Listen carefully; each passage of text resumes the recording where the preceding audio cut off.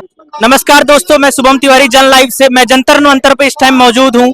अभी आप देख सकते हैं बहुत तादाद में लोग यहाँ पे जुटे हुए हैं।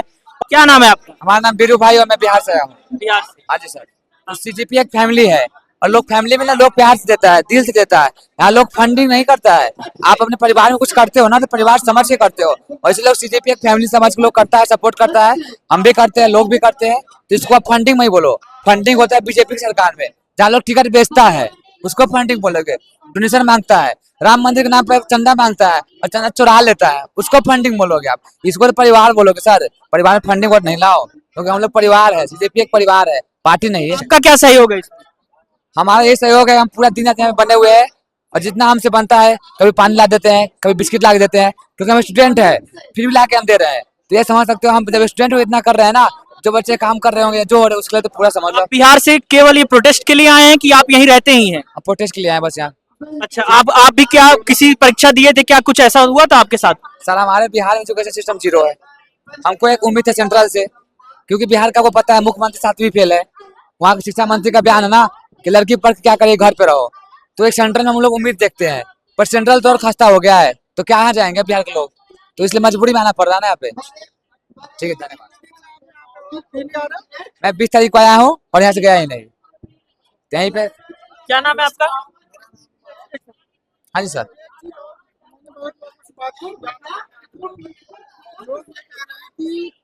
जो मुख्यमंत्री है, बिहार के साथ धोखा हो गया। आप कैसे क्या कहना चाहोगे? बिहार के साथ इमोशनल गेम हुआ है।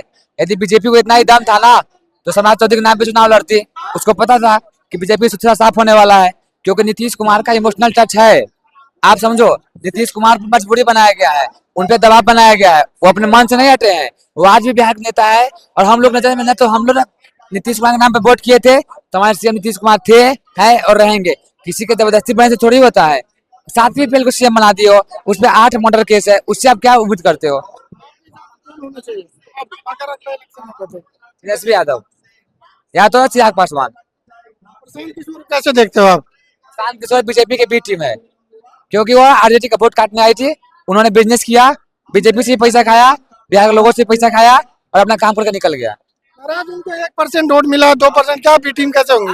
बेकार कहते हैं। प्रशांत किशोर बीजेपी का भी टीम नहीं है। इनका एक ही मकसद है कि मतलब जो बिहार के भविष्य के बारे में सोचेगा, ये उनको बीजेपी का बी टीम दिखता है। जो इंसान एजुकेशन की बात करता है, सबकी बात करता है, ये उसको बीजेपी का बी टीम बता देते हैं। सोचिए। आप कहाँ से? अरे मेरा नाम आजाद है, कारावास मेरा घर है, पूरा इंडिया मेरा घर है।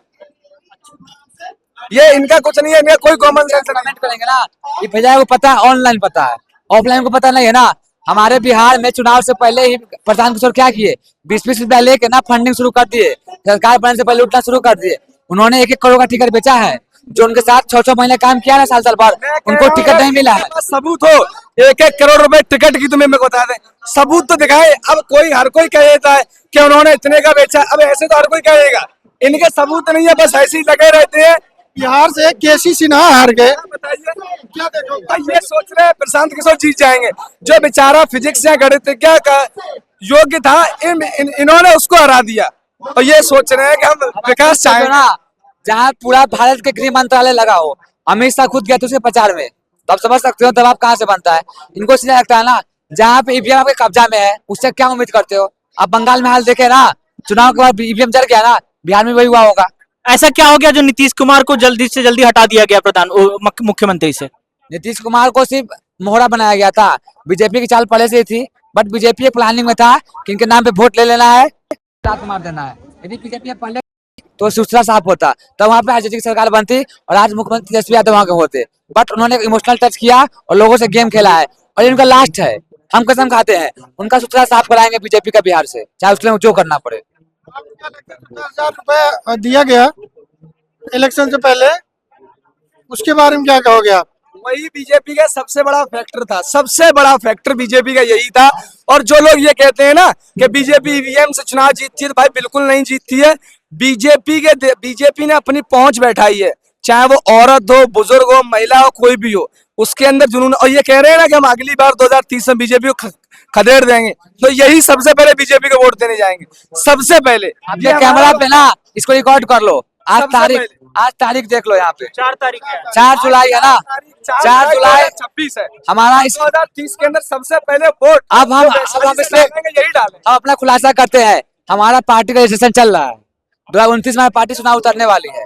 भले हम हार जाए, भले आरजेडी को जिता दे हम, भले कांग्रेस सरकार बना दे हम, पर बीजेपी को देश से भगाना है।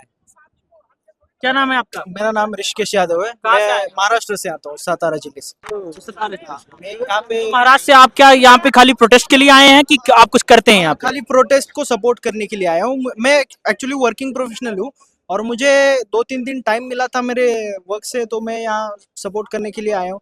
और सिर्फ यही देख के आया हूँ कि जो नीट का जो खुलासा हुआ, जो घोटाला हुआ, उसके अगेंस्ट अकाउंटेबिलिटी बनती है गवर्नमेंट की। जो हमारे शिक्षा मंत्री है, जो प्रधान जी है, उन्होंने इस्तीफा देना चाहिए। बस यही मुद्दे को देख के मैं यहाँ पे आया हूँ। बट इस सरकार को तो कोई फर्क नहीं पड़ रहा। जैसे कि आप देख रहे हैं कि यहाँ पे शिक्षा मंत्री हो या प्रधानमंत्री जी हो, कोई किसी को कोई फर्क नहीं पड़ रहा है। यहाँ पे कौन भूख हड़ताल पे है, कौन मर रहा है, कौन जी रहा है, इसके बारे में क्या कहना चाहते हैं? पड़ेगा, फर्क पड़ेगा, जरूर पड़ेगा। जो जब ये आंदोलन जारी रहेगा, यहाँ पे हर एक लोग आता है जो मतलब बहुत लोग ये बोलते हैं कि हिंदू मुस्लिम या कुछ बीजेपी का मुद्दा, ये मुद्दा, यहाँ पे वो मंच नहीं है। ये हमारा मंच है कि हम जो नीट का जो घोटाला हुआ है उसके खिलाफ पहले प्रधान जी का इस्तीफा ले। ये हमारा हमारा पहला स्टेप रहेगा और उसके बाद हम जाके और जो इश्यूज है उस पर ध्यान देंगे। अभी अभिजीत दिपके जी ने कहा थोड़ी देर पहले, जब वो एड्रेस कर रहे थे लोगों को, तो उन्होंने कहा कि 2 दिन बाद, आज से 2 दिन बाद पुलिस जो है उनको हटाएगी, क्रैकिंग करेगी। उसका क्या अभी जो पीसी हुई, प्रेस कॉन्फ्रेंस हुई, उसमें बोला गया कि क्रैकडाउन हो सकता है। हमारा ये शांतिपूर्ण आंदोलन है। अगर क्रैकडाउन हो भी जाए तो हम शांतिपूर्ण वहां पे बैठे रहेंगे। हम वहां से यहाँ से कोई भी हिलेगा नहीं। मानिए अगर पुलिस लाठीचार्ज करती है या और किसी बल का प्रयोग करती है, उस समय लोग क्या करेंगे? लाठीचार्ज करती है तो भी लाठी खाएंगे, जेल में डालते हैं तो जेल में भी जाएंगे, लेकिन पूरा शांतिपूर्ण होगा। कोई भी हिंसा यहाँ पे नहीं होगी। अगर सरकार की तरफ से हिंसा होती या पुलिस कर्मियों की तरफ से हिंसा होती, उसका क्या जवाब देंगे आप? सरकार की तरफ कैसे हिंसा होगी? मतलब जो, हाँ, एक चीज हो सकता है कि कुछ सरकार ये कर दे कि कुछ जो समाज कंटक है, जो बाकी के संगठन या कई और लोग जो आते हैं यहाँ पे आके लोगों को प्रोवोक करे, हमारे जो कॉकरोचेस है यहाँ पे जमा हुए उनको प्रोवोक करे और हिंसा भड़काए, वो एक बात हो सकती है। लेकिन हमें कॉकरोचेस के ध्यान में रखना है कि ऐसा कोई भी आए तो उनका हंस के यहाँ पे स्वागत करना है और कोई भी हमें हिंसा नहीं करनी है, किसी ने भी प्रोवोक नहीं होना है। एकदम शांतिपूर्वक ये आंदोलन हमें जारी रखना है। आप पुलिस प्रशासन के ऊपर कुछ कहना चाहते हैं कि उनको क्या कहना चाहिए? अगर मान लीजिए 2 दिन बाद ऐसी क्रैकिंग होती है, तो आपका कुछ सजेशन है? देखिए, पुलिस प्रशासन ने अब तक बहुत अच्छा सपोर्ट किया है। ये जो इंतजाम है, ड्रोन्स वगैरह है, पूरा सर्विलेंस है, बहुत अच्छा सपोर्ट किया है। और जब अगर क्रैकडाउन हो, उनको ऊपर से आदेश आए कि भाई इनको हटा ही दो, तो उनसे एक ही विनती हमारी रहेगी कि ये बेचारे यहाँ पे बूढ़े बच्चे सारे एज के लोग हैं, तो उनके पे सिर्फ लाठी ना चलाए। बाकी हमारे तो उनसे कुछ नहीं है। जो उनको ऊपर से जो आदेश आएंगे उनको तो फॉलो करने होंगे, नहीं तो उनको नौकरी जाएगी, वो उनको फॉलो करने होंगे। बस हमारी सिर्फ इतनी विनती है, हमारे सिर्फ उनसे इतनी विनती है कि लाठी ना चलाए।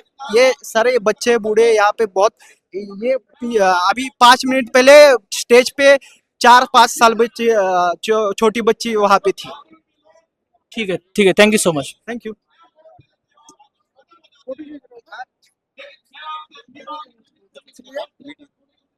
किसके लिए? किस लिए?